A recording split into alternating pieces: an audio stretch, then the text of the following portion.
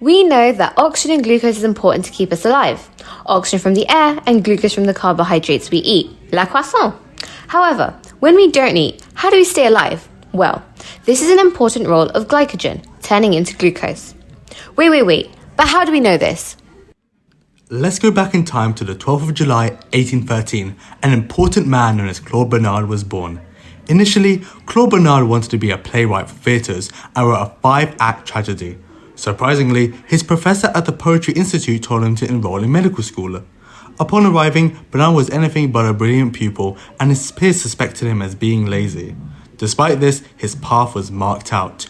Due to the teaching of his master known as Magendie, he was taught to criticize his own discoveries, which led to a creative impression on Bernard.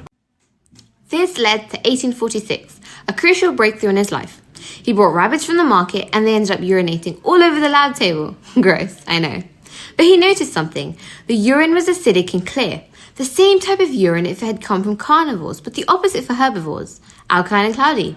So how come rabbits don't eat meat? Peter Rabbit eats carrots. He found out that the rabbits from the market were barely eating at all.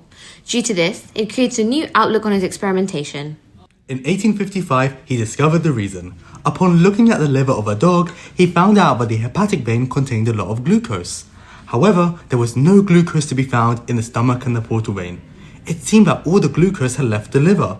Hence, the liver had a function, storing glycogen, acting like a food storage for our cells and disposing it slowly. But what makes this discovery more remarkable is that Claude never followed the status quo, helping to shine new ideas on scientific research. This is all because of his constant doubts that allowed him to experiment without fear of failure. So, remember, it's okay to have those doubts because you'll always be on a path of new ideas.